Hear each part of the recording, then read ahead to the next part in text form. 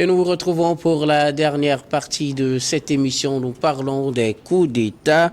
L'Union européenne invite à faire une nette différence entre le Niger et le Gabon. Le Niger était le pays qui occupait l'attention en matière de coups d'État ces dernières semaines, mais déjà mercredi, le Gabon s'est ajouté à la liste lors d'une réunion tenue en Espagne ce jeudi, réunion réunissant les ministres des Affaires étrangères des pays membres de l'Union européenne. Le chef de la diplomatie de l'Union européenne est revenu sur la situation, appelant à faire une nette différence entre la situation au Gabon, puis qualifie de coup d'État institutionnel, et la situation au Niger qui ne serait pas la même chose. Vos appréciations, finalement, cette affaire revient avec la différence entre les coups d'État militaires, institutionnels, constitutionnels. Au Gabon, on évoque comme principale raison le fait qu'il y ait eu cette élection avec des contours un peu critiqués de part et d'autre et qui aurait peut-être justifié ce coup d'État, même si le coup d'État n'est pas clairement justifié au niveau de l'Union européenne. On pense qu'il ne faut pas l'assimiler quand même à la situation au Niger. Je voudrais bien commencer par vous, Credo.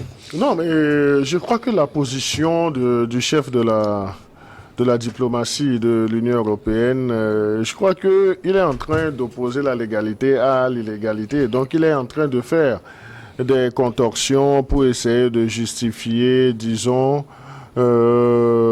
l'absence de verve qu'on a vue de la part de l'Union européenne vis-à-vis de ce qui se passe au Gabon en comparaison à, disons, toute l'énergie qu'ils ont déployée dans le sujet du Niger. Donc, à un certain moment, donc, on a vu que les décibels qui ont été employés dans le cas nigérien ne sont pas... On a tellement diminué le volume du côté du Gabon qui sont obligés de défendre l'indéfendable. Un coup d'État est un coup d'État. Donc, on ne peut pas dire qu'un coup d'État est à tel degré, l'autre est à tel degré, parce qu'un coup d'État, c'est l'expression d'un frein à une démocratie. Donc là, est-ce que le coup d'État qui a été fait du côté du Niger est si diabolique que ce qui a été fait du côté du Gabon? Non. Ce sont des coups d'État qui ont été faits. Maintenant, que le chef de la diplomatie de l'Union européenne veuille aujourd'hui jouer sur les mots pour endormir une certaine opinion, donc il est dans son rôle. Peut-être qu'il a les arguments pour jouer ce rôle qu'il est en train de faire, mais moi, je ne vois pas en quoi la situation de coup d'État au Gabon pourrait être tolérée par rapport à ce qui a été fait du côté du Niger. Donc, il a même parlé des élections, des élections au Gabon, des élections erronées, injustes, truquées, d'irrégularités. Mais on en a vu dans d'autres situations aussi, donc on n'a pas vu ça. Mais je crois qu'il s'est mal pris en voulant jouer à ce défenseur zélé. Et là, il repose le problème d'un abus de langage lorsqu'il parle même d'un coup d'État institutionnel. Donc ça, c'est un abus de langage. Donc il a donné de la matière à mon cher ami Jérôme, qui avait de la peine la semaine passée à nous définir ce qu'est, ou bien ce qu'aurait été un coup d'État institutionnel. Mais je crois, vous aurez la parole, donc je crois que M. Borrell, il était en marque d'argument, donc il fallait qu'il dise quelque chose. Et vous savez, lorsque nous prenons, disons, l'engouement pour le Niger, ce n'est pas le même engouement pour le Gabon. Oui. Donc à un certain moment, l'Union européenne n'avait plus tellement droit de citer dans la gestion, dans la participation à la gestion des affaires du côté du Gabon. Oui. Du côté du Gabon, ce qui n'était pas... Même pour l'observation des élections. Même pour l'observation des élections. Est-ce que le fait même que Ali Bongo ait refusé toute forme d'observation, même domestique, des élections, est-ce que ce n'est pas pour ne pas susciter un remous pour dire nous refusons la mission d'observation de l'Union européenne? Parce qu'on a vu, au début, Ali Bongo était était dans une certaine démarche où tout ce qui est Union européenne était adulé. Mais à un certain moment, le gars a voulu mettre le frein à main. Mais ça a été mal perçu. Est-ce que ce n'est pas ce désir de rompre ou bien de fermer les portes carrément, disons, aux desiderata de l'Union européenne qui lui ont valu ce coup d'État? Parce que Ali Bongo était disons, dans cette situation d'incapacité les mêmes médias occidentaux nous ont dit qu'il possède ces facultés. Donc subitement, donc le gars est déchu. Donc on nous dit maintenant qu'il avait voulu organiser, truquer les élections, ou bien qu'il a voulu... Non, les faits sont là. C'est vrai, il y a de la voix qui a été donnée à l'intérieur de la politique gabonaise, mais la posture qu'adopte l'Union européenne aujourd'hui, elle n'est pas assez simple. C'est une posture assez compliquée, mais qui trahirait d'une autre façon, disons, les intentions même de cette Union européenne. La position de Joseph Borrell trahirait peut-être les intentions de l'Union européenne, selon vous, Jérôme? Faut-il le dire comme ça? Je n'en sais rien du tout, mais alors, est-ce que ça vous donne faites une l'impression différence entre les deux coups d'État, mais je l'ai dit je l'ai dit tantôt qu'il n'y a pas, en tout cas, un coup d'État professionnel, un coup d'État amateur.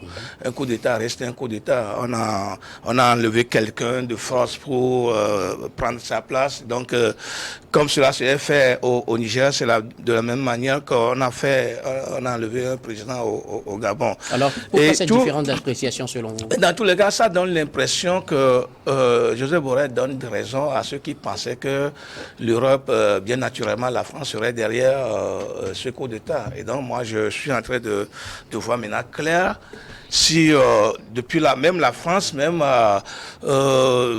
n'avait pas eu cette verve qu'elle avait contre le Niger, contre le Gabon.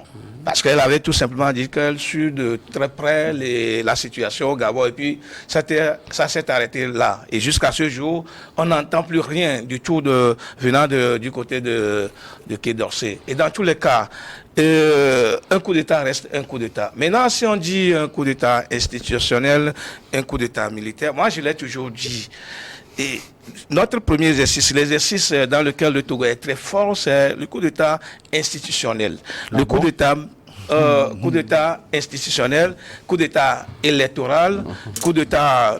Dans tous les cas, c'est la réalité. Si aujourd'hui, Joseph Borrell arrive à distinguer coup d'État institutionnel de coup d'État militaire, alors qu'en réalité, c'est la même Union européenne qui, en tout cas, supervise souvent les élections au Togo et qui n'arrivait pas à dire clairement que le Togo a fait coup d'État constitutionnel, coup d'État électoral, institutionnel, etc. Et qu'aujourd'hui, la même Union européenne vient dire qu'il y a coup d'État institutionnel au Gabon. Cela dit qu'il me donne raison.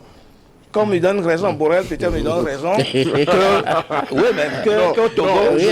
Je crois que Jérôme n'a pas bien compris. Vous allez prendre la parole tout à l'heure. Non, vous avez la parole. Pour moi, Joseph Borrell vient me donner quand même raison pour dire qu'au Togo, il y a coup d'État institutionnel, il y a coup d'État constitutionnel, il y a coup d'État électoral. Si, en tout cas, aujourd'hui, il y a une différence entre coup d'État et qu'il y a un coup d'État institutionnel, un coup d'État militaire, je m'en réjouis, tout simplement.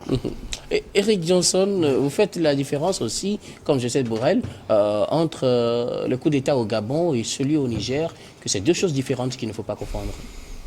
Il y a eu coup d'État au Gabon, il y a eu coup d'État au Niger, tout simplement. Donc, pour vous, il n'y a pas de différence? Il n'y a aucune différence, même si l'argumentaire des uns et des autres diffèrent, ça ne veut pas dire qu'il n'y a pas eu coup d'État. Il y a eu coup d'État. Si les autres disent que parce que Bazoum n'arrive pas à gérer la situation sécuritaire, et les autres, l'autre camp au Gabon dit qu'on a truqué les élections, que les Mongo a truqué. En réalité, c'est pas ça la raison. Je disais tantôt que ce coup d'État, pour moi, est juste du saupoudrage. Donc, il y a eu coup d'État, tout simplement. Joseph Borrell, il est dans la posture de quelqu'un qui est vraiment dérangé par rapport à une situation qui est sécuritaire ailleurs et une situation qui est juste d'ordre social quelque part. C'est tout. Et donc, il a cherché à justifier un coup d'État en disant que parce qu'il y a eu élection et les élections ont été truquées et donc les militaires sont rentrés et tout de suite. Mais lorsqu'il y a une élection qui est truquée, qu'est-ce qu'ils nous ont appris? Ils nous ont dit, vous avez des voies de recours. Ah ouais? Est-ce qu'ils nous Devant la ont Cour dit constitutionnelle. qu'il faut faire un coup d'État? Mais pourquoi il va justifier ça? Je ne vois pas de raison pour justifier ce qui s'est passé au Gabon. Il y a eu coup d'État au Gabon, il y a eu coup d'État au Niger, tout simplement pour moi. Alors, je reviens à vos credo finalement. Si coup d'État est égal à coup d'État, vous avez peut-être pu percevoir la différence ou la nuance entre les coups d'État tels que définis par Jérôme Sossou. Non, je crois que Jérôme a essayé de faire du sujet verbe complément, mais il n'a rien dit pour me convaincre. Je dis pour ma part. C'est vrai que M. Borrell lui a tendu la perche, donc il a surfé là-dessus pour justifier ses erreurs de vendredi passé. Mais on ne va pas, donc on va mettre le couvercle là-dessus pour dire que la situation... Oui, j'aurais souhaité que dans son développement, qu'il nous parle de la situation, l'actualisation du sujet du côté du Gabon. Mais comme il a toujours cette tendance de vouloir peindre en noir son pays, donc il est revenu... Pourquoi tu peux dire ça? Donc là, comment est-ce que tu peux dire que je suis en train de... Est-ce que ce ne sont pas des réalités? Est-ce que ce n'est pas une réalité? Est-ce qu'on n'a jamais parlé de... J'aurais été vraiment explicité si tu n'as pas uniquement végété dans le généralisme, mais tu n'as rien dit de concret. On n'a dit rien de concret. S'il vous plaît, Jérôme, on va revenir aux propos de Joseph Borrell pour laisser justement, qu'est-ce qui pourrait justifier cette double appréciation de l'Union européenne face à ces deux coups d'État? Je parle de celui du Niger et du Gabon, même si peut-être pour vous, vous ne percevez pas la différence entre ce que dit Joseph Borrell, pour ne plus citer Jérôme, entre ce qu'il dit coup d'État institutionnel et tout, et que c'est ce qu'il n'en a jamais eu au Togo. Au Niger. Non, mais je me demande, est-ce qu'il n'y a pas un conflit d'intérêts, une question d'intérêt quelque part, si nous prenons les deux pays, le Niger et le Gabon. Je le disais tantôt, vu l'acharnement de cette même Union européenne qui a employé des mots assez durs dans le cas nigérien, si on voit, donc cette même Union européenne est mal à l'aise dans l'appréciation de ce qui a été fait du côté du Gabon. Est-ce que ce n'est pas une situation de complaisance que essaie d'afficher ou bien de défendre, disons, l'Union européenne? Donc on peut aller dans ce sens, dans ce développement, pour dire que il y a des erreurs d'appréciation de la part du chef de la mission diplomatique de l'Union européenne, qui n'avait pas assez d'arguments, mais qui devait parler au ministre des Affaires étrangères. Donc il devait faire un point situationnel pour orienter les débats. Dans mon récent développement, je parlais de l'opposition entre la légalité et l'illégalité. Donc c'est ce qu'on est en train de voir. Et si nous prenons même les situations des deux présidents qui ont été déchus, Ali Bongo est en résidence surveillée. Ouais. Ali Bongo est en résidence surveillée. Et si vous prenez même les traitements qui sont faits par les médias, certains médias occidentaux de la situation, vous verrez que les qualificatifs qui ont été employés pour le président nigérien déchu, Bazoum, ne sont pas les mêmes qualificatifs. C'est beaucoup plus corsé vis-à-vis de Ali Bongo. Donc le traitement de l'information trahit un peu, par ces médias occidentaux, trahit un peu leur intention. Donc c'est qu'il y a deux poids, deux mesures. Mais cela ne voudrait pas dire qu'il n'y a pas que le coup d'État, on ne doit pas condamner ça. On doit condamner les coups d'État. Pourquoi est-ce qu'en Occident, il n'y a pas cette propension à faire les coups d'État? Parce qu'ils savent que les conséquences ne sont pas assez gaies pour la politique intérieure même du pays, la politique extérieure pour les populations. Pourquoi est-ce que c'est tout le temps en Afrique qu'on voit ces coups d'État-là? Donc c'est parce que nous aussi, à un certain moment, nous sommes tellement téléguidés par, comme des marionnettes d'une certaine façon. Et vous allez voir, Eric a essayé de planter le décor, même s'il n'a pas voulu aller au fond. Mais il a planté le décor. Celui qui sait lire entre les lignes doit comprendre. Il doit comprendre. Quelle est cette complaisance vis-à-vis du général Nguema? Il y a une certaine complaisance. Et je ne sais pas, je l'ai dit tantôt dans le débat, vous avez vu la campagne, disons la communication politique, les déclinaisons qu'il est en train de faire déjà. Donc les déclinaisons, vous savez, pour prendre un pays, donc c'est l'économie. Ceux qui tiennent l'économie, ce sont les chefs d'entreprise, oui, ce sont les patronats. Ce que ces patronats avaient demandé à Ali Bongo, qui n'avait pas accédé, alors qu'il était un des dirigeants, un des proches d'Ali Bongo, ce que Ali Bongo n'a pas accepté. Quels sont les outils que lui, il a eu si rapidement pour pouvoir octroyer ces mêmes choses? Donc, c'est dire que... Parler de la dette intérieure. Non, mais des mesures, parce qu'il a annoncé 3 ou bien 4 grandes mesures qui ont transformé, disons, les chefs d'entreprise à des gens qui ont applaudi, même à gorge déployée. Mais je me dis, est-ce que ce n'est pas une autre forme de communication politique que le gars est en train de faire parce qu'il a eu les chefs d'entreprise. Demain, ces mêmes chefs ne peuvent plus donner de la voix. Et ça, c'est déjà un signal pour dire ce que Ali Bongo n'arrivait pas à vous faire, moi je vais le faire. Voilà, je suis là pour ça. Mais oubliant que lui-même, il a contribué à un certain moment, par son silence, à faire végéter Ali Bongo dans cette posture qui lui a coûté aujourd'hui le fauteuil présidentiel. Okay. Jérôme, je voudrais qu'on aborde un peu les appréciations au-delà de Joseph Borrell et de l'Union européenne. On va parler aussi de l'Union africaine et de la CEMAC et des autres différentes organisations qui ont aussi à leur manière condamné ce coup d'État, mais toujours avec ce manque de véhémence comme on l'avait constaté au niveau du Niger, au niveau de la CEMAC aussi on a condamné le coup d'État avec un communiqué, mais on n'a pas aussi insisté vraiment comme c'était le cas, comme la CEDEAO l'avait fait à l'époque pour le cas du Niger. Au niveau de l'Union africaine, effectivement, le Gabon est suspendu, comme c'est toujours la tradition, mais on n'a pas donné 2 semaines, puisqu'on se rappelle pour le Niger, même l'Union africaine avait donné 2 semaines, avait donné un moratoire avant de revenir sur sa position. Qu'est-ce qui explique aujourd'hui que le cas du Gabon est toujours différemment apprécié par rapport aux autres? Est-ce que quelque part, peut-être Joseph Borrell n'a pas raison, qu'on ne doit pas apprécier les deux de la même manière? Non, l'impression est que les institutions africaines suivent un peu ce que leur maître leur dit comme consigne. C'est comme cela, moi, je comprends la chose. Maintenant, dans toutes les réactions, celle qui a retiré mon attention, c'est celle du Tchad. Le gouvernement tchadien qui demande à ce qu'on rétablisse Ali Bongo dans ses prérogatives et qui ne sont pas contents du coup d'État et que cela fait un frein à la démocratie. J'ai beaucoup réfléchi en me posant la question de savoir Mohamed, le fils de Idriss Déby, comment il est arrivé à prendre le fauteuil? S'il parle du Gabon, cela veut dire qu'il devait se parler de lui-même d'abord. Il devait parler de lui-même d'abord avant de parler quand même du Gabon. Puisque... Pour son cas, on nous a dit que celui qui devait prendre, il a désisté. Le président de l'Assemblée a dit nous sommes en guerre, mon état de santé, voilà, donc on laisse aux militaires. C'est de la comédie, tout simplement. C'est de la comédie. Mais je crois savoir que le pays dispose d'une constitution.